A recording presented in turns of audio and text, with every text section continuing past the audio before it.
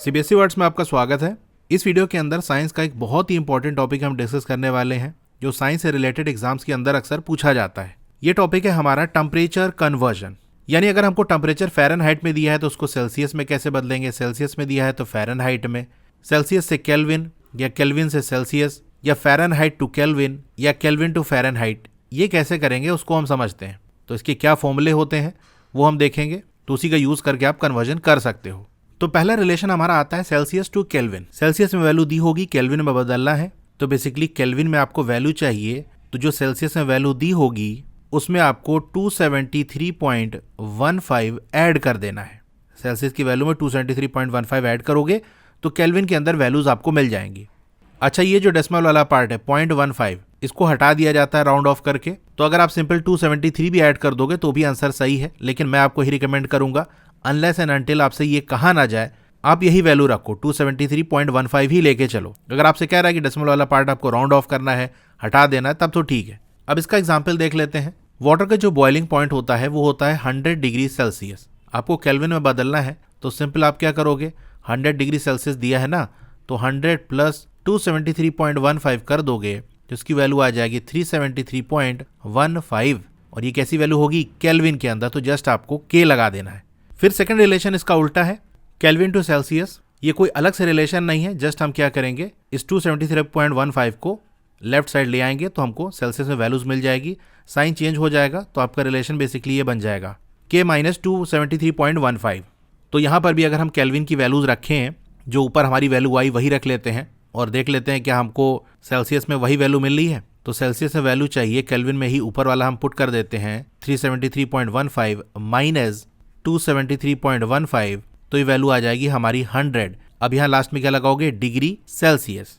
तीसरा रिलेशन आ जाता है फ़ारेनहाइट टू सेल्सियस। तो फ़ारेनहाइट से सेल्सियस में बदलना है, तो सेल्सियस में वैल्यू चाहिए होगी, तो फ़ारेनहाइट से बदलना है, तो मतलब फ़ारेनहाइट में वैल्यू आपको दी होगी, तो फ़ारेनहाइट की जो वैल्यू हो उसमें आपको 32 सब्सट्रैक्ट कर देना है। फिर इस पूरे से 5/9 को मल्टीप्लाई कर देना है। वाटर का बॉइलिंग पॉइंट फ़ारेनहाइट स्केल पे होता है 212 डिग्री फ़ारेनहाइट, तो F की जगह हम वही पुट कर देते हैं, तो सेल्सियस में हमको वैल्यू मिल जाएगी। क्या बताया मैंने, 212 डिग्री फ़ारेनहाइट, तो चलो भी नंबर ही नंबर रखते हैं, -32 मल्टीप्लाई बाई 5/9। 212 में से 32 सब्सट्रैक्ट करोगे 180 आ जाएगा, 9 2 18 20 हो जाएगा, 2 5 10, यानी सिंपल सॉल्व करोगे तो आपका आ जाएगा 100 डिग्री सेल्सियस।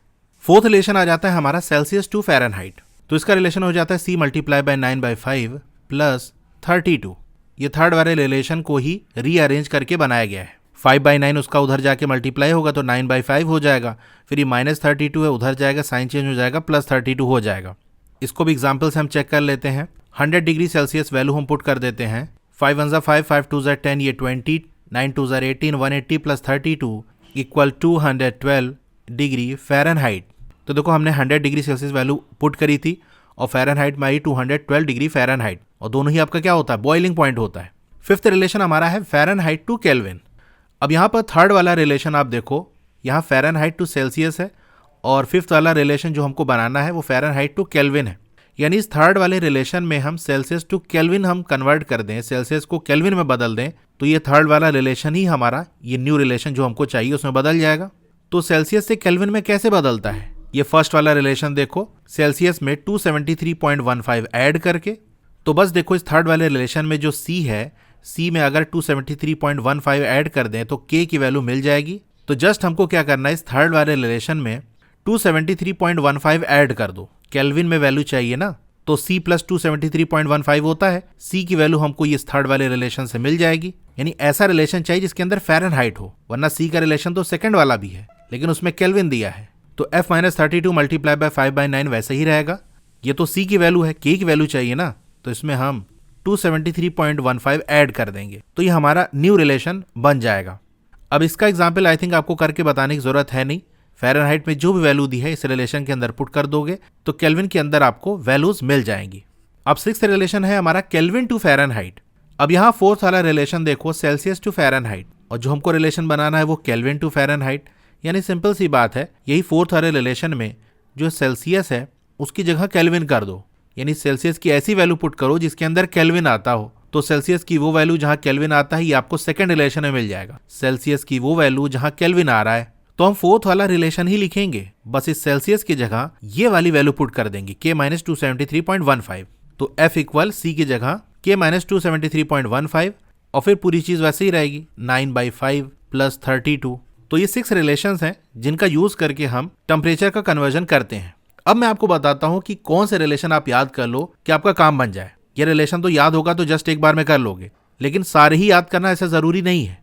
कौन सा याद करना जरूरी है? एक तो ये आपका फर्स्ट वाला रिलेशन है, इसको याद कर लोगे तो सेकंड रिलेशन भी आपका बन जाएगा, क्योंकि इस रिलेशन के अंदर अगर आपको C दिया होगा K निकाल लोगे, K दिया होगा C निकाल लोगे। ठीक है, फिर आपको ये थर्ड वाला रिलेशन मालूम होना चाहिए। यहां भी यही होगा, फ़ारेनहाइट पता है तो केल्विन निकाल लोगे, केल्विन पता है तो फ़ारेनहाइट निकाल लोगे। तो इससे आपका थर्ड और फोर्थ दोनों रिलेशन बन गया। फिफ्थ और सिक्स्थ आपने देखा था, फिफ्थ वाला रिलेशन मैंने इस थर्ड वाले से ही निकाला था, इसी तरीके से फोर्थ वाले से मैंने सिक्स्थ वाला रिलेशन निकाला था। तो ये दो भी आप याद कर लोगे तो आपका काम बन जाएगा।